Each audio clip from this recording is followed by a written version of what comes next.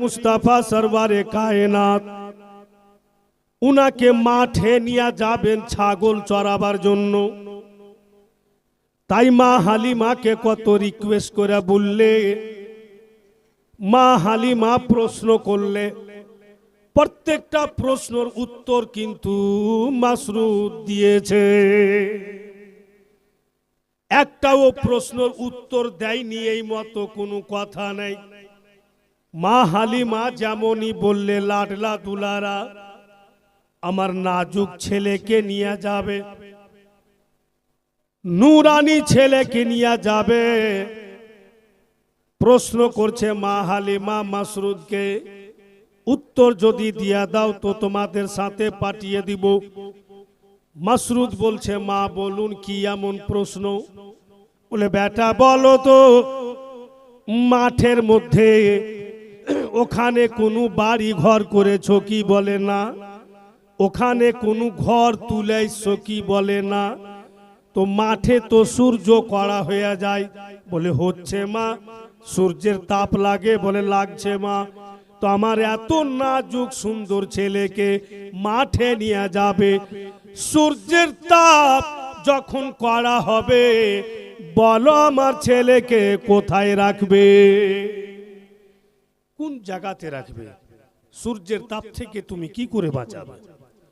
তো মাসরুদ উনার মাকে জবাব দিচ্ছে কে বাবলা বুনারি ছায়াই নিয়ে বসবো সবাই ঘিরে, বাবলা বুনারি ছায়াই নিয়ে বসবো সবাই ঘিরে, খুরমা পাতের তাজ বানাই মা পরিয়ে দিব শিরে। ওগো মা জননী, কেন চিন্তা করছেন মা? যখন সূর্যের তাপ কড়া হবে, কিরণ যখন বেশি কড়া হবে, বাবুলের গাছতলাতে বসিয়া দিব মা, বাবুলের ছায়াতে বৈশা থাকবে। আর খুরমা খেজুরের পাত নিব, আর তাজ বানিয়ে আপনার ছেলের মাথাতে পরিয়া দিব। আমাদের বাদশা সেজে বৈশা থাকবে মা, আমরা তার প্রজা সেজে সারাদিন সেবা করব মা। কিন্তু দেন এসছি, ফিরিয়ে দিয়েন না। মা হালিমা বলেন, ঠিক আছে, বাবুলের গাছতলাতে বসাবে, ছায়াতে বসাবে। আর যখন খিদা লাগবে তখন কি করবে? কি খাওয়াবে? ছেলেকে পিপোসা লাগবে, তখন কি করবে? কি খাওয়াবে? তো মাসরুদ তখন জবাব দিচ্ছে, খেতে দিব খেজুর মেথি, ক্ষুধা যদি পাই। খেতে দিব খেজুর মেথি, ক্ষুধা যদি পাই। দুম্বার দুধ পাতের ঠোঙ্গা মা দিব পিপোসাই। ওগো মা জননী, যখন খিদা পাবে দুম্বার দুধ নিয়ে খেজুরের মেথি খাওয়াবো মা, খিদা লাগবে তো। আর যখনই পিপোসা লাগবে দুম্বার দুধ নিয়ে পানির মতো পান করাবো মা। কিচ্ছু অসুবিধা হতে দিব না, আপনি আমাদের ফিরিয়ে দিয়েন না। বহু আরমান করে এসছি, আমরাকে দেন। মা হালিমা বলছে, বাবা ধনেরা, এটা সত্যি আমরাও বলছি, চৈত্র বৈশাখে দুপুরের টাইমে আমরা আমাদের কচি বাচ্চা বাচ্চিকে বাড়ি থেকে বের হতে দিই না, যে তোমরা বের হইও না, সূর্যের তাপ কড়া আছে। এখন যে বাতাসটা আসবে এটাকে লু বাতাস বলা হয়। শরীরে যখন লাগবে তো হানিকারক, ক্ষতি করে দিবে। এই লু বাতাস থেকে বেঁচে থাকো। তাই মা হালিমা বলছেন, বাপুরা ধনীরা, লু বাতাস আমার ছেলের শরীরে লাগবে, তো কি করে বাঁচাবে? তুমি বললা যে বাবুলের কাঁটা আছে, বলে হ্যাঁ। তো বাবুলের গাছ আছে, তো বাবুলের কাঁটা আছে, ছেলে আমার হাঁটবে। আর যদি পায়ের তলাতে বাবুলের কাঁটা লেগে যায়, বলো কি করে বাঁচাবে? পায়ের তলাতে বাবুলের কাঁটা লাগবে।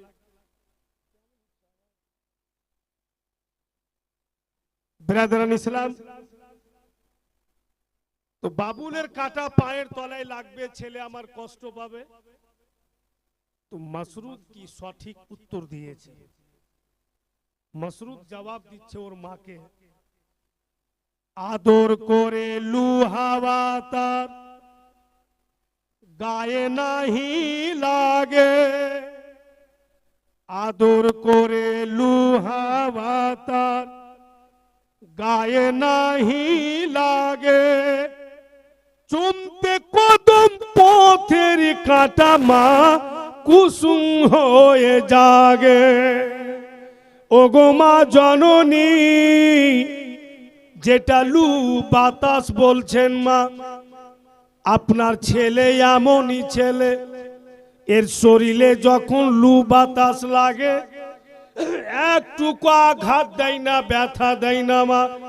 আর পায়ের তলাতে যদি বাবুলের কাঁটা লেগে যায় তো কষ্ট দেয় না, কুসুমের ফুল হয়ে যায়। আর আপনার ছেলের পায়ের তলা মা চুম্বন দেয় বেটি। মা হালিমা দিয়ে দিলেন কে চা, পারা যাবে না। अब ছেলেরা রাসূলুল্লাহকে পেয়ে গেছেন, বাড়ি থেকে বের করে নিয়ে যাচ্ছে। अब মাঠের মধ্যে যখন চলে গেছে নবী পাককে নিয়ে, তো বেরাদারান ইসলাম, প্রত্যেকটা ছেলে আপনা আপনা শরীরের ছায়া দেখতে পাচ্ছে। নবী পাক আছেন ওদের সাথে, কিন্তু রাসূলুল্লাহর শরীরের ছায়া মোটি দেখতে পাই না। সবাই কিন্তু আপনা আপনার ছায়া দেখছে, কিন্তু আমার আপনার নবীর শরীরের ছায়া নজরই আসছে না। কি করে আসবে বাপু নবী পাকের শরীরের ছায়া? উর্দু শব্দে এখানে একটি কথা বলছে कि देख ले जमाने वाले जलवा हुजूर का,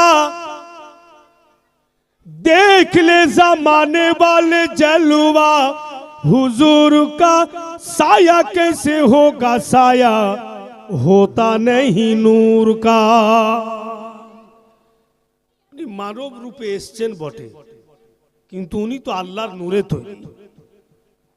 देख ले जमाने वाले जलवा हुजूर का, साया कैसे होगा साया होता नहीं नूर का, होता नहीं नूर का। देख ले जमाने वाले जलवा हुजूर का, साया कैसे होगा साया होता नहीं नूर का। और तेरे लिए होगा नजदी जहन्नम ठिकाना, जलवा दिखाना मौला जलवा दिखाना, तैबा बुलाना आका तैबा बुलाना। अब ছেলেরা ফের কিছু দূর আরো চলে গেল, সঙ্গে আমার আপনার নবীকে পেয়েছে, খুব খুশি। হঠাৎ করে দেখছে ছেলেরা যেন যেভাবে নবী পাককে নিয়ে যাচ্ছেন গো, দেখছে ছেলেরা যেন সূর্যের কিরণ নবী পাকের দিকে আসছে না। প্রত্যেকটা ছেলে তাজ্জুব হয়ে যায়, ইনি দেখতে যত সুন্দর, ইনার সমস্ত জিনিসই আলাগ। যেদিক ইনি যাচ্ছেন সূর্যের কিরণ পর্যন্ত লাগছে না। গতকালকে শুনেননি যে নবী পাকের উঙ্গলির ইশারাতে চাঁদ ঘুরছিল?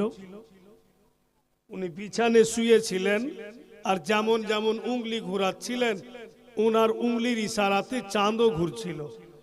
তো চাঁদ যদি নবী মুস্তাফার বাচপানি হালার ইশারাতে ঘুরে নবীর খিলাউনা হয়ে যায় তো সূর্য তো হবে।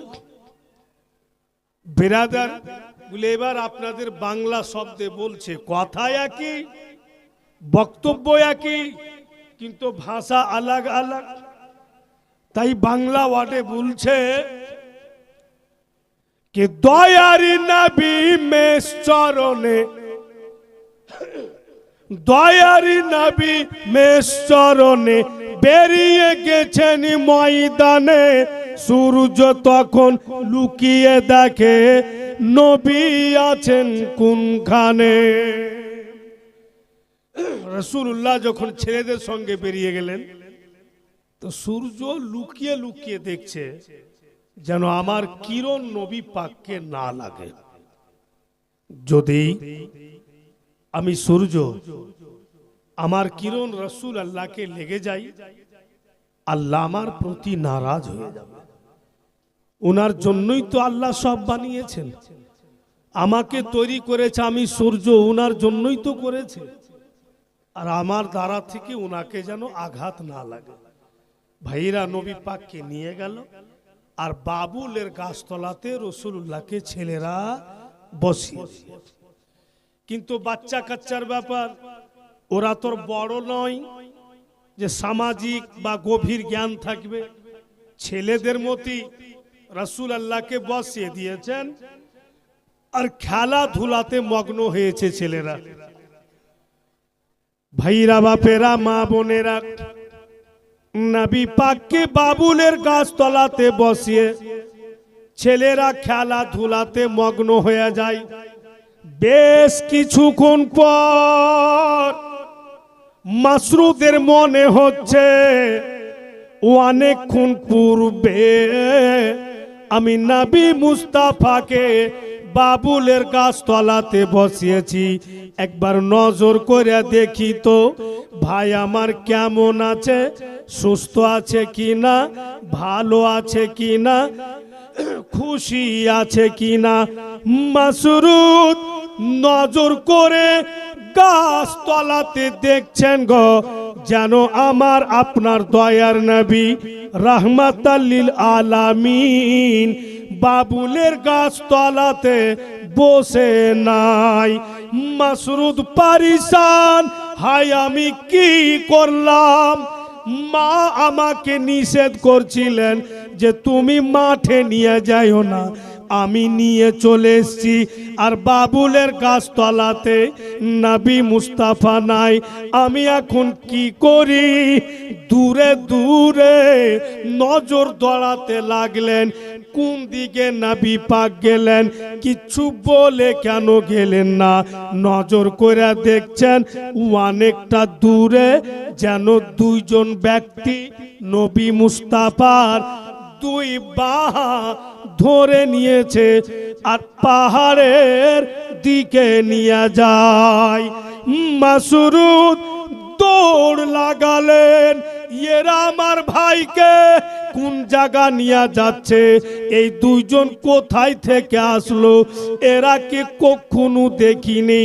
ওই দোনো ব্যক্তি আমার আপনার নবীকে পাহাড়ের দিকে নিয়ে গেল, একটি চাট্টানের উপরে নবী মুস্তাফাকে শুইয়ে দিল তারা। আর ওদের কাছে সৌন্দর্য একটি ব্যাগ রয়েছে, ব্যাগ খুলে চাকু বের করলো আর আমার আপনার নবীর সিনা থেকে লাভি পর্যন্ত কেটে দিল। যেমনই কেটেছে মাসরুদ চিৎকার করছেন, ওগো মা জননী জলদি বেরিয়ে আসুন, এতক্ষণ হয়তো আমার ভাই আর প্রাণে বেঁচে নাই। মা আমি নিজ চোখ দাঁড়াতে দেখলাম যেন আমার ভাইয়ের সিনা থেকে লাভি পর্যন্ত কেটে দিল। মা আমি নিজের চোখে দেখলাম। হাইরে মা হালিমা, কাম কাজ ফেলে দিলে, দৌড় লাগালে, হায় আমি কি করলাম? এরাকে আমি কত না নিষেধ করলাম, একদম তোমরা নিয়ে যেও না। এরা কেন নিয়ে চলে গেল? এখন আমি কি করি? যদি ছেলের কিছু ক্ষতি হয়ে যায়, আব্দুল মুত্তালিবকে কি জবাব দেব? স্বামী হারা স্ত্রী আমেনাকে কি জবাব দিব? এই চিন্তা ভাবনা করছেন আর দৌড় লাগাচ্ছে। মা হালিমা গিয়ে দেখছেন বাবু নবী পাকের পাশে কোনো লোক নাই, আকাই নবী মুস্তাফা ভালোভাবে কিন্তু উঠে বসে আছে। মা হালিমা একবার মাথা লাড়ছে, একবার শরীর লাড়ছে, আর একদম বাচ্চা ছেলের মতো কেঁদে যায়। দয়ার নবী মুস্তাফা মা হালিমার চোখের পানি মুছেন। নবী আমার বলছেন, মা এত কেন কাঁদে? আমি আপনার লাল সুস্থ আছি, আমার কিচ্ছু ক্ষতি হয়নি। মা মা হালিমা বলছেন, তোমার ভাই যে বলল তোমার নাকি সিনা থেকে লাভি পর্যন্ত কেটে দিয়েছে, নবী আমার বলছেন ঠিক বলেছে মা, মিথ্যা বলেনি। আমাকে দুজন ব্যক্তি এই পাথরের চট্টানে শুইয়ে দিলে মা, ওদের কাছে ব্যাগ দেখলাম, ব্যাগ থেকে চাকু বের করলে, ফের ব্যাগের ভিতর থেকে একটি বার্তান বের করলে মা, ওই বার্তানে হাইরে পানি, এত চকচক করছে পানি মা, দেখার মতো পানি। ওই পানির বার্তানটা বের করলে আর চাকু দিয়ে আমার সিনা থেকে লাভি পর্যন্ত কাটছে, চিরছে। সিনার ভিতর থেকে কতগুলো সামান ওরা মা বের করছে আর চকচকা পানিতে সামানগুলো ডুবাচ্ছেন, আবার আমার সিনাতে লাগাচ্ছেন। এইভাবে কাটছে, চিরছে, সামান বের করছে আর লাগাচ্ছে মা। আমি চোখের দ্বারাতে দেখছি মা, আমি জ্ঞান শূন্য হইনি, আমি জ্ঞান হারা হইনি, সব কিছু দেখছি। এত কাটছে, চিরছে, বুকের ভিতরকার সামান বের করে পানিতে ডুবিয়ে ডুবিয়ে লাগাচ্ছে মা। আমি চোখে চোখে দেখে আছি, একটুকু ব্যথা হয় না। সব করছে তারা, সব কিছু দেখলাম মা, কিন্তু একটুকু ব্যথা হলো না। ওরা দুইজন একবার করে আমার বুকের ওপরে হাত ফিরিয়ে দিলে সিনাতে, আর আমি যেমন কার তেমন হয়ে গেলাম। মা হালিমা বলছেন, ধন আমার কলেজার টুকরা, বলো তো বাপ ওই দুইজন ব্যক্তি কে ছিল? দয়ার নবী বলছেন, মা গো, একজন আমাকে বলছে হুজুর আমি জিবরাইল, আর একজন আমাকে বলছে হুজুর আমি হচ্ছি মিকাইল, অর্থাৎ আল্লাহর ফারিস্তা হযরতে জিবরাইল আর হযরতে মিকাইল নবী মুস্তাফার সিনা চাক করলে, যেটাকে শাক সাদার বলা হয়, অর্থাৎ সিনা চাক, তখন নবী মুস্তাফার বয়স লিখছে কিতাবে মাত্র 2.5 বছর। 2.5 বছরের নবী পাক আর সিনা চাক হলো। ওখান থেকে উঠিয়ে মা হালিমা বাড়ি নিয়ে চলে আসলেন। বাড়ি এসে হারিস বলছে মা হালিমাকে, হালিমা গো, কতদিন ছেলেকে রাখতে পাবে বাড়িতে? বলে 2.5 বছর। তো তুমি কি গন্তি করেছ?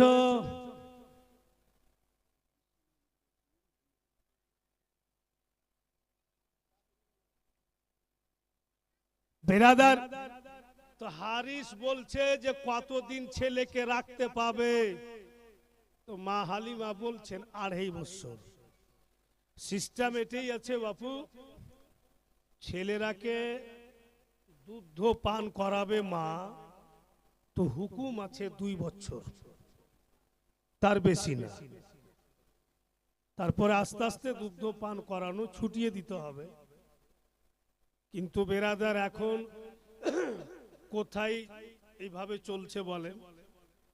গল্প শুনেছি বাপ দাদার মুখে, বাপের মুখে, চোখে দেখিনি। আমার বাপ বলতো জীবনীতে যে 2 বছর ছেলেরাকে দুধ পান করাইতে হয়। তো এখন এমন হালাত, খেলছে গো 3-4 বছরের বেটা, হন হন করে খেলা বাড়াইছে, আর ফের দৌড়া যায়া ফের দুধ পান করছে, আর ফের এসে খেলছে। তোর মাকে বলছে যে এত বড় বাচ্চা দুধ পান করাচ্ছে, ছাড় দেন, কোল মুচ্ছা ছেলে, মানে ওটা কোল মুছা, ও সারা জিন্দগি পান করতে রহে, ওর কেনে ছুট না। 2 বছরের বেশি না। তো 2 বছর দুধ পান করালে 2.5 বছর জুটে গেছে। হারিস বলছে হালিমা তুমি দিন গন্তি করনি, আমি করেছি। ছেলেকে আনা পূর্ণ 2.5 বছর জুটে গেল, একে রাখানো যাবে না। যাও মক্কা নগর আব্দুল মুত্তালিবের বাড়ি আমেনার কোলে দিয়ে এসো। কিন্তু মা হালিমার দিল চাহে না যে রাসূল আল্লাহকে থুইয়া আসে। কি করে দিল চাইবে? যেই নবী পাক ধনী বানিয়ে দিলেন হালিমাকে, যেই নবী পাক দুঃখী থেকে সুখী বানিয়ে দিলেন হালিমাকে, যেই মা হালিমাকে কেউ চিনছিল না, এখন সারা দুনিয়া চিনছে নবী পাকের সাদকাতে। যেই হালিমার সঙ্গে কেউ কথা বলতে চাইছিল না, এখন পুরা তয়ফ নগর হালিমার সঙ্গে বলার জন্য লালায়িত। একটাই কারণ যে হালিমা সম্পর্ক লেগেছে নবী পাকের সাথে। রাসূলুল্লাহর সম্পর্কর বদৌলতে হালিমার চর্চা। अब যে ছেলেকে পেয়ে সুখী হয়ে গেল, দিল তো চাইবে না যকে রাইখা চলে আসি, যত থাকবে আমার বাড়িতে অত বরকত হবে। কিন্তু বেরাদার হারিস বলছে না, নিয়ে যাও। এবার মা হালিমা বাপু মজবুর হয়ে গেলেন। তখন রাসূলুল্লাহকে কোলে করে মক্কা নগর আসছেন।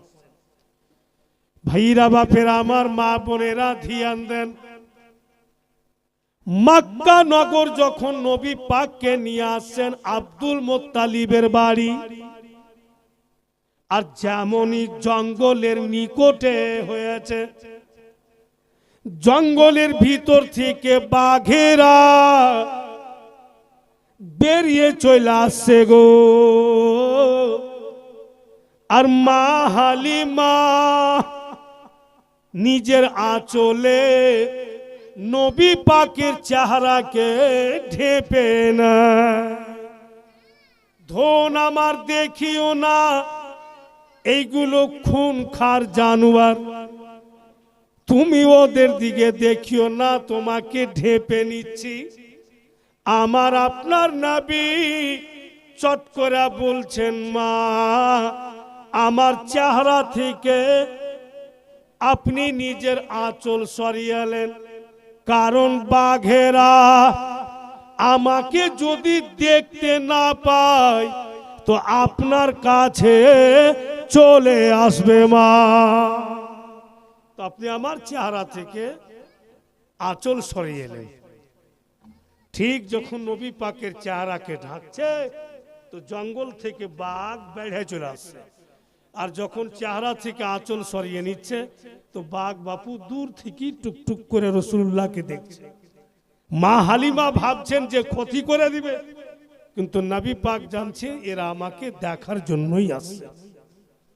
ইনসান তো দূরে থাক, চারপাইয়া জানোয়ারও নবী মুস্তাফার সম্মান করছে, জানোয়ারও নবী পাকের ইজ্জত ও এহতেরাম করছে, বাঘেরাও সম্মান করছে, আর নবী পাককে দেখবার জন্য লালায়িত বাঘ পর্যন্ত।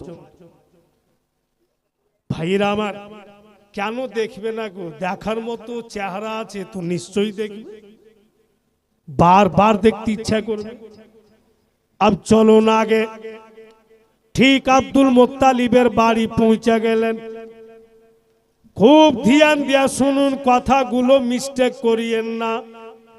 আব্দুল মুত্তালিবের বাড়ি গেলেন, আব্দুল মুত্তালিবের কোলে নবী পাক বসলেন। আব্দুল মুত্তালিব মা হালিমাকে বলছেন, হালিমা আমার আমেনাকে দেখিয়ে দাও তার লাডলা দুলারা কলেজার টুকরাকে। ঠিক এবার কিন্তু মা আমেনার কাছে, মা আমেনা নবী মুস্তাফাকে কোলে করলেন, আর মা বলছেন, হালিমা সময় মোতাবিক আমার ছেলেকে আইনাছ, আমার কোলে দিয়া দিলে খুব খুশি হইলাম, তোমার প্রতি আনন্দ হইলাম। তবে হালিমা আমার মক্কা নগরের আবহাওয়া বেশি ভালো নাই, তাই আবার তোমাকে দিব, তুমি তয়ফ নগর নিয়ে যাবে। আর যেমনই মা আমেনা বলেছেন যে মক্কা নগরের আবহাওয়া বিশেষ ভালো নাই, আবার তোমাকে দিব, নিয়ে যাবে, যেমনই বলেছে চট করে মা হালিমা হাত দুটি বাড়িয়া বলছেন, তবে আমেনা আমাকে দিয়ে দাও, আমি চলে যাব, আমি থাকবো না, কারণ আমার স্বামী আসেননি, আমি একাই এসেছি। মা আমেনা বলছেন, হালিমা যখন বইলা দিলাম যে তোমাকে আবার দিব, তো নিশ্চয়ই তুমি আমার ছেলে নিয়ে যাবে, কিন্তু এসছো অনেক দূর থেকে, তো আজকে রাত থাকো, আরাম করে নাও, কালকে যাবে। কিন্তু মা তো ফের মাই হয়। মা হালিমা ভাবছে যে আল্লাহ, জানোয়ার পর্যন্তই ছেলের রূপ রং দেখে দিবানা হয়ে যায়, আর যেই মা গর্ভে রেখেছে সারা রাত মায়ের কাছে থাকবে, তো মায়ের দয়া ময়ার শেষ নেই। জানি না রাত কেটে যাওয়ার পর হয়তো মা আমেনার ছেলের প্রতি মোহাব্বত ঢেউ মেরা উঠবে, আর বলবে কে হালিমা যখন নিয়ে চলেই এসছো তো থাকতে দাও, হয়তো আমি আর পাবো না, এই সুযোগ পেয়েছি, আমি নিয়ে চলে যাব। মুআজ্জাজ, আর সত্যি মায়ের দয়া ময়ার মমতার শেষ নাই। সমুদ্রর তলা হবে, কিন্তু মা জননীর দয়া ময়ার কোনো তলা হয় না, আর কোনো সীমাই নাই। কারণ মুআজ্জাজ, মানুষ হজ করতে চাইছে, মানুষ অনেক কিছু করছে, ভাইরা বাপিরা আমার বন্ধু গোয়েরা, তো আমার মাও তো আমাকে বলছে বেটা তু भी हज कर ले, इस उम्र में कर लोगे तो अच्छा होगा, जिस्म में ताकत रहने के वक्त अगर हज करोगे तो मजा ही कुछ अलग है। तो আমি আমার মাকে বলছি क्या जरूरत है अभी, आप तो हैं दुनिया में, जितना मर्तबा आपको मोहब्बत की नजर से देखेंगे उतना मर्तबा हज मकबूल का सवाब मिलेगा। अल्लाह तो सुभान कहीं अल्लाह। जाना है तो आपको देख के जाएंगे, फिर कहीं से वापस आना है तो आपको मोहब्बत से देखेंगे। मेरा तो घर में ही सब कुछ हो जाता है, বাড়ির মধ্যেই তো সব কিছু হয়ে যাচ্ছে। বিরাদারান ইসলাম ভাইরা আমার, বলি ওই মা আর বাপের ব্যাপারে বাংলা শব্দে বলছে কে বাবা আমার কাবারি চাদর, মা জননী মদিনা। বাবা আমার কাবারি চাদর, মা জননী মদিনা। মায়ের অন্তরে আঘাত দিলে হজ কবুল যে হবে না। বাবা আমার কাবারি চাদর, মা জননী মদিনা। ছেলে মেয়ের দুঃখে মা হয় দুঃখী, আর ছেলে মেয়ের সুখে মা হয় সুখী। হায় রে মা তুমি এমনই মা, তোমার কদম তলে রয়েছে জান্নাতে রো ঠিকানা। বাবা আমার কাবারি চাদর, মা জননী মদিনা। ভাইরা আমার, বাপ মায়ের পদতলে ছেলে মেয়েদের জান্নাতের কথা আছে। এখানে একটি কথা বলছি, রাগ করিয়েন না। আর সত্য কথা বলতে গিয়ে আমাদের অসুবিধাও হচ্ছে, জান থেকে মারারও কথা হয়েছে।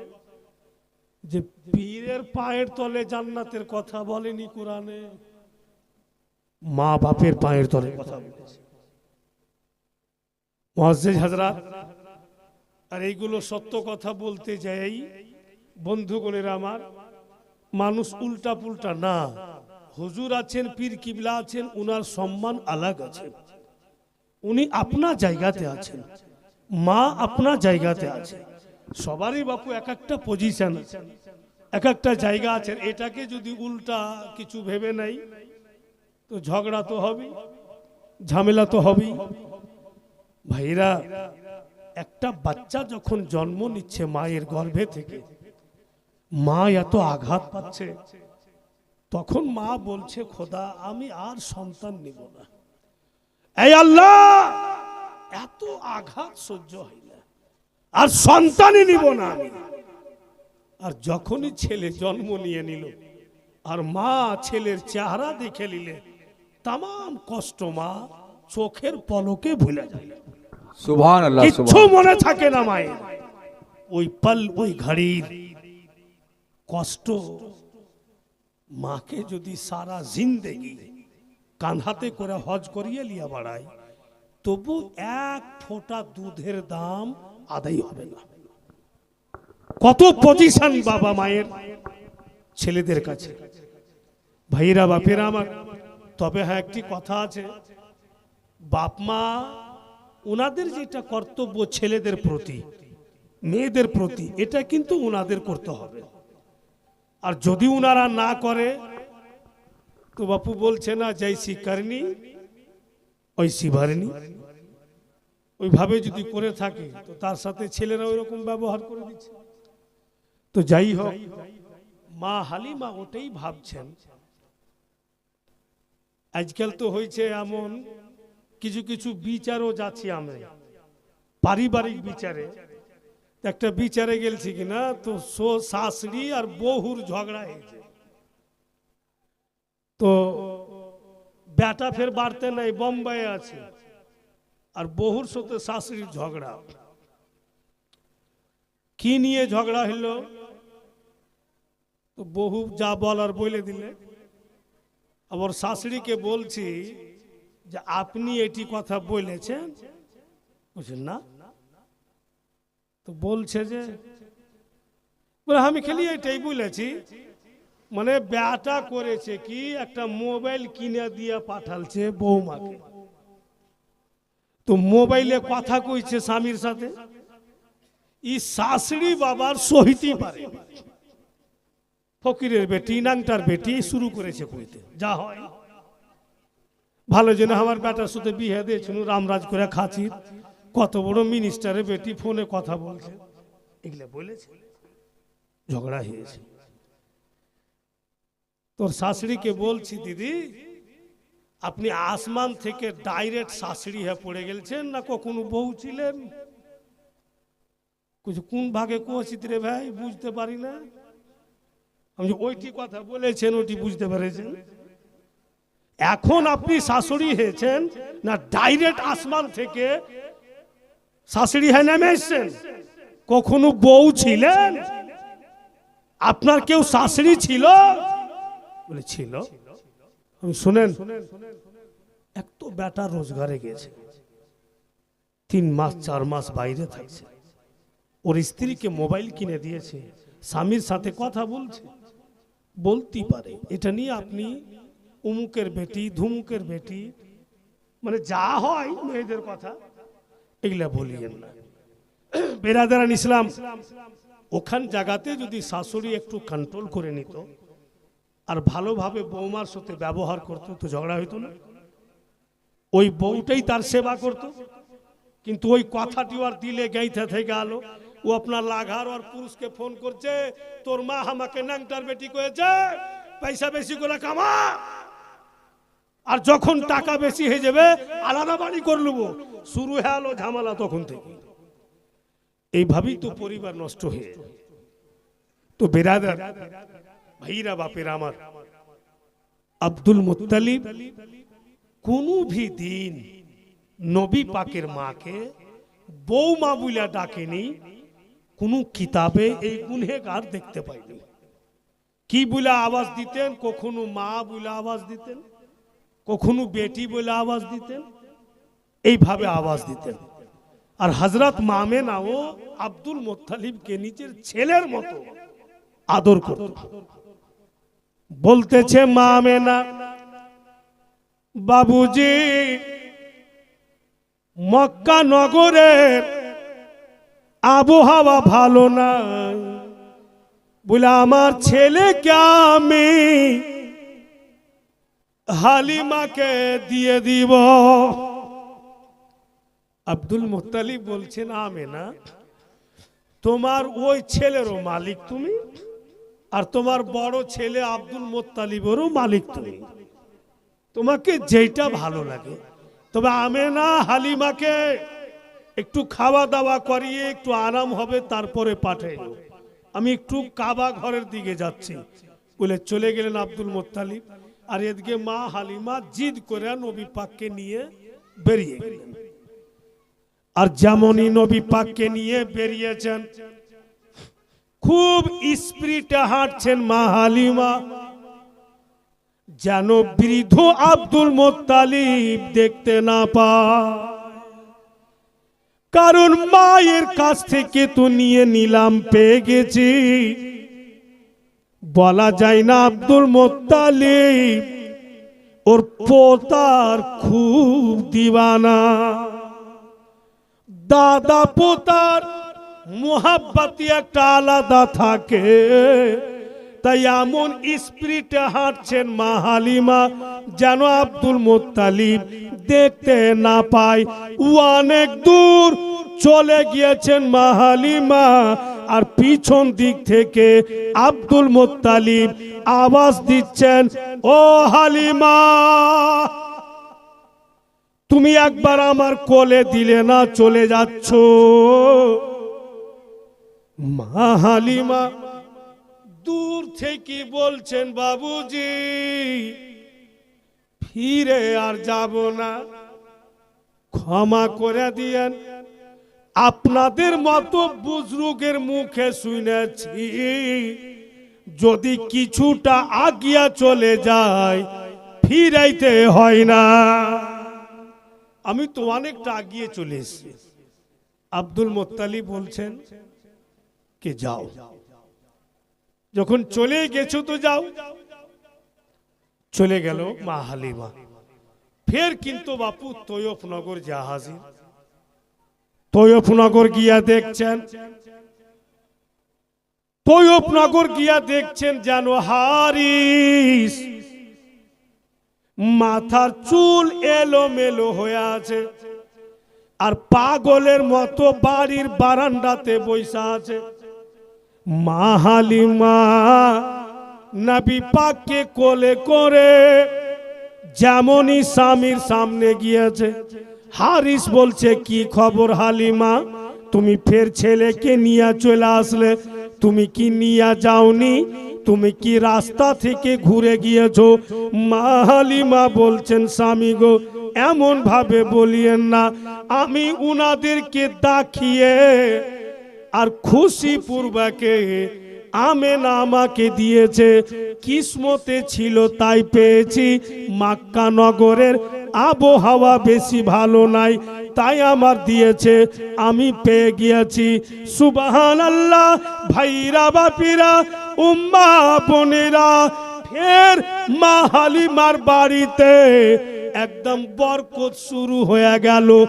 এত দৌলতের বোছাড় লেগে গেল, যে হালিমা 2 দিন 3 দিন বইরা খেতে পেতেন না, আমার আপনার নবীকে পাওয়ার বা দৌলতে এমনই বরকত হয়েছে যে গ্রামে গরিব দুঃখীরা আব হালিমার বাড়িতে এসে খায়। পরিবর্তন হয়ে গেল। কিন্তু বেরাদার, একদিনকার ঘটনা, নবী পাক মা হালিমাকে বলছেন, মা গো একটা কথা বলতাম। কি কথা বাপু বল? বলে আজকে মন বলছে, আজকে যদি আপনি ওই শুধু দুধ দিয়ে যেটা ক্ষীর হয় ওটাকে কি বলে গো?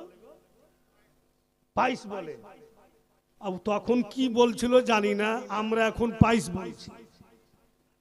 তো ওই জিনিসটা রাসূলুল্লাহ মাকে রান্না করতে বলছেন, যে মা একটু আপনি ওই ক্ষীর মিঠা তৈরি করুন।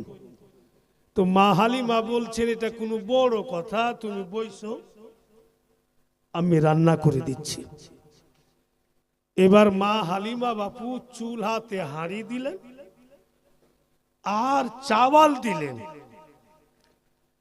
বন্ধুগণের আমার, চাওয়ালটা যখন সিদ্ধ হইল দুধ দিলেন। আব কিন্তু চিনি দিতে যাবে, একটু সময় পরে চিনি দিবে।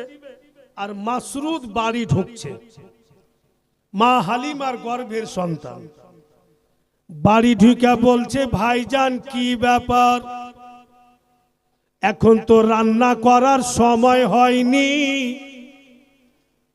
কি রান্না হচ্ছে? দয়ার নবী বলছেন ক্ষীর। মাসরুদ চট করে বলছে তুমি খা। নবী আমার বলছেন কেন তুমি খাবে না, তুমি তো বেশি মিঠা খাও। মাসরুদ বলছে খাচ্ছিলাম, এই কিছুদিন থেকে ইরাদা চেঞ্জ করে দিয়েছি, যার খাবো না। দয়ার নবী বলছেন এমন কেন বলছো? দোনো ভাই খাবো, দাঁড়াও।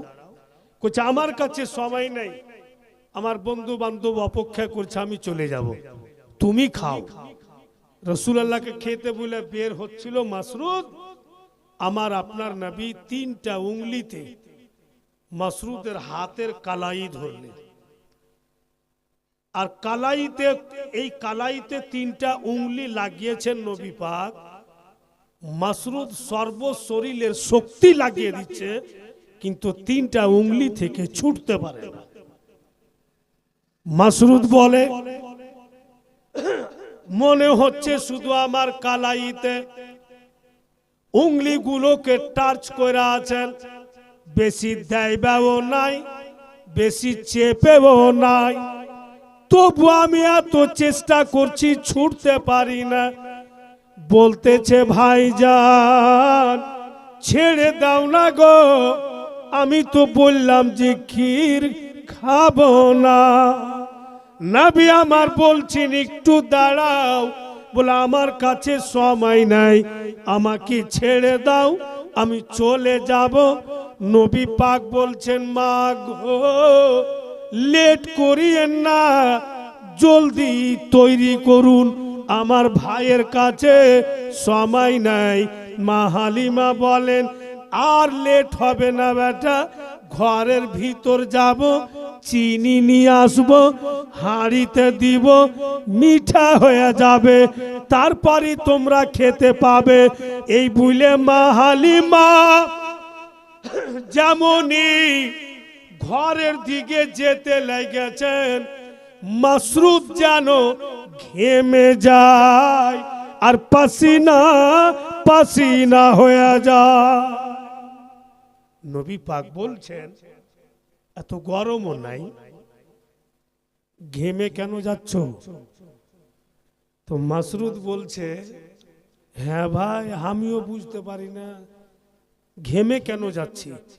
মানে মা যত ঘরের দিকে যাইছে অত কিন্তু মাসরুদ ঘেমে যাচ্ছে, কারণ মাসরুদ খুবই মিষ্টি খায়।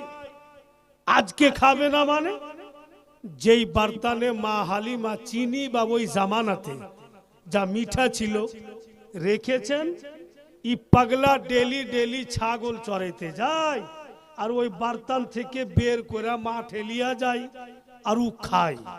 ও কিন্তু কিচ্ছু রাখেনি, টোটাল খায়া সাফ করে দিয়েছে।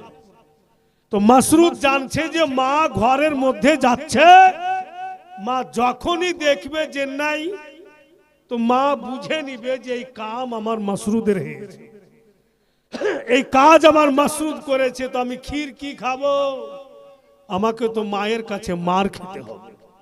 ওই জন্য ও ছটফট করছে আর বাহানা করছে যে ছেড়ে দাও, আমি চলে যাব, আমার কাছে টাইম নেই, তো আমি ক্ষীর খাওয়া ছেড়ে দিয়েছি, মানে বাহানার ওপরে বাহানা করছে। মা হালিমা গিয়ে দেখছে তো বার্তানটাতে বাপু কিচ্ছু নাই, একদম চিকনা। উনি তো বুঝে নিলেন এই কাজ মাসরুদের হয়েছে। এখন আমি কি করি? মিঠা জিনিস যদি আমি কিনতে যাই তো অনেক দূরে আছে, আর হাঁড়িতে চাওয়াল সিদ্ধ হয়ে গেছে, দুধও দিয়ে দিয়েছি। মা হালিমা বড়া পারিশান, আজকে ছেলে আমার খেতে চাইলো, ই কি করলে? মাসরুদ টোটাল মিঠা খেয়ে নিয়েছে। মা হালিমা ঘরের ভিতর থেকে চুলহার কাছে চলে আসলেন, ফের বৈশা গেলেন চুলহার কাছে, কেমন করব, একে তো মাইরা ও জি ভরবে না। দয়ার নবী বলছেন ভাইজান চলো মায়ের কাছে। তো মাসরুদ বলছে ভাই গো বিশ্বের যে কোনো কোনাতে নিয়ে যাইবা চলো, কিন্তু ওখানে যেও না। ও তো জানছে যে দূরে আছি তো ভালোই আছি, মা যখন কাছে পাবে তো হাত উঠিয়ে দিতে পারে। নবী আমার টেনে নিয়ে চলে যাওয়ার পরে দয়ার নবী মুস্তাফা শাহাদাত উংলি মুখে দিলেন আর চুষলেন, আর রাসূল আল্লাহ গরম হাঁড়িতে নিজের উংলিকে ডুবালেন, জোরে বলুন। আর যেমনই উংলি ডুবিয়েছেন নবী আমার, উংলিকে উঠিয়া রাসূল আল্লাহ মুখে দিচ্ছেন আর বলছেন মা আপ প্লেটে খুলে দেন, দারুণ মিষ্টি, এর চাইতে আর ক্ষীর মিষ্টি হয় না মা। তো মা হালিমা বলছে হ্যাঁ বেটা, আগে মাসরুদকে খিলা, হাঁড়ি সুদ্ধা খিলা, ওকে খিলা। মানে মা তো জানছে যে এর মধ্যে কিচ্ছু নাই, ই তো গিল্লা ভাত। কিন্তু রাসূল আল্লাহ উংলি ডুবালছেন বাপু, তাবতালো ক্ষীর তৈরি হয়ে গেছে, বিনা চিনিতে মিষ্টি হয়ে গেছে। अब প্লেটে নিয়ে মা হালিমা রাগে রাগে বলছে যে দাও মাসরুদকে দাও। তো নবী পাক নিজের হাতে উঠিয়ে মাসরুদকে বলছে নাও তুমি আগে খেয়ে নাও, তোমার কাছে তো সময় নাই। তো ই খালি বলে আমি খাবো না, বলে একটু। ও তো জানছে যে আর মশলা সব আগি খাইলেছি আমি, ই তো ঘট ঘটে গিল্লা ভাত তাকে খাইয়া কি করব। কিন্তু নবী আমার ওর যখন মুখের কাছে নিয়ে চলে গেছে আর কিন্তু ইনকার করতে পারল না। আর যেমনই মুখে দিয়েছেন রাসূলুল্লাহ, মাসরুদ নবী পাককে টেনে আর বুকে জড়িয়ে বলছেন ऐसे तो मैं समझता था आपके आने से मेरा परिवार बदल गया है, लेकिन आज मालूम हो गया आपके आने से जिंदगी बदल गया है, मौसम बदल गया है। मसरूद बोलছে মা और छुपा के रखना नहीं, ক্ষীরের যে মশলা ছিল ওটা তো আগেই খেয়েছি মা, আপনি কিছুই দিতে পারেননি। আমার ভাই উংলি ডুবালছেন, এ মা এত মিষ্টি হয়েছে যে এর চাইতে বেশি মিষ্টি হয়েছে। বিনা চিনিতে রাসূলুল্লাহর উংলি ডুবাতে ক্ষীর হইল। আচ্ছা ছেলেরা তোমরা বলো, যারা জুত্তা পিন্ধা নামাজ পড়ছে জানাজা, আর যারা ওয়াহাবি রাসূলুল্লাহকে নিজের মতো বলছে, রাগ করিও না, ওই গরম হাঁড়িতে ওয়াহাবির বাচ্চাকে গোটাই যদি ডুবিয়ে দিই তো মিঠা হবে? আরে জোরে হ্যাঁ বলো। মিঠা হবে না, কিন্তু শরীরের মাংস ধুইড়া পাওয়া যাবে না, ভূত ভাতালির মতো হাড্ডিটি উঠবে। গরম হাঁড়িতে সারা জীবন ফেলে রাখবো কিন্তু মিষ্টি হবে না। আমার নবী উংলি ডুবালেন, যেমনকার উংলি তেমনই আছে, আর বিনা চিনিতে ক্ষীর তৈরি। ভাইরা বন্ধু বোনেরা আমার, বলেই তো বলছে যে আমার আপনার নবী লাজবাব, ওনার কোনো জবাবই নেই, ওনার কোনো মিসালই নেই। ভাইরা বন্ধু বোনেরা আমার, বাস আমি রাসূলুল্লাহর শানে দুটি ছন্দ পড়ব, তারপরে আগে জীবনী হবে, মানে উনার বেটির শানে। কারণ যে ফরমাইশ আছে, আর টুকটুক করে ও বারবার আমার দিকে দেখছে যে আমার ফরমাইশটা পুরা কেন হয় না, পুরা কেন হয় না। মানে যার যেখানে জেহান চলে যাবে, যতক্ষণ আর খাদ্য না দিয়েছ অন্য কিছু বুঝতে পারবে না। উত্তর দিনাজপুরে টুঙ্গি দিঘি বলে একটা জায়গা আছে, ওর একটু এদিকে বিহিনগর বস্তি আছে। তো ওখানে জীবনী বলতে যায়, জীবনীর শেষ রাত হয়ে যাচ্ছে কিন্তু চান্দা কালেকশন হয় না। তো সভাপতি বলছে বাবারে, চান্দা যদি না করিস তো তোর বেতন কাট লিবে। আমার তো দিমাগ খারাপ হ্যাঁ, যে বাপরে 4 দিন বলেছি, এই শেষ রজনী ই তো আমাকে ফকির করে দিবে যে কাম করলে। আর পয়সা উঠে না ভাই, 5 কিলো ধান দিছে লাখাইছে, আর ফির নারে লাগাবে গেলে খাড়িয়ে থাকছে, যাই না হটে না। লিখে দিলাম 5 কিলো, যাও তু দাঁড়িয়ে থাকছে, যাকে নারে লাগাও তো যাবো। আমি যেগুলো দান তো কালিয়ে চোখে লিবে না, ই যদি না ভাগে স্টেজ থেকে তো কালিয়ে চোখের ছেলে বিলোকে ঘাড়ে করে নিয়ে ঘাড়ে ভাগতুই ঢোবে। 5 কিলো ধান দিতেছি, আর 5 কিলো ধান গম দিয়ে নারে লাগাবে। তো পয়সা যদি না উঠাই বাপু তো আমার বেতন কেটে লিবে। কি বুদ্ধি করব, কি বুদ্ধি করব। কিন্তু ওখানে আপনার একতরফা সুন্নি মুসলমান নেই, গড় মিশাল আছে। আমি লোকজনকে বলছি যে যত লোক আছেন, আর পাড়া গ্রাম দিহাতি এলাকা লোক তো প্রচুর আছে, আপনারা যদি 100 টাকা করে দান করে দেন, এই মাহফিলে জিন্দা শয়তান দেখাবো না। যদি দেখাতে পারি তো 200 টাকা করে ঘুরিয়ে দিব, লিখে নাও। এই বলে শুরু হলো হাইরে টাকা, স্টেজ ভরে আলো 100 টাকা জিন্দা শয়তান দেখ। अब টাকা যখন চলে এলো আমি ফের জীবনী চালু করে দিনু তো মানুষ আর জীবনী বুঝতে পারে না। এই জন্য বুঝতে পারে না যে জেহান ওদিকে চলে গেছে। যখন কিছুক্ষণ বলা হয়েছে বলছে মৌলভী সাহেব জীবনী পরে শুনবো, আগে জিন্দা শয়তানটা দেখা নাই তো শুনবো না। তো মানুষের জেহান ওদিকে গেলছে। अब শয়তান আমি পাবো কোনঠে যকে দেখাবো।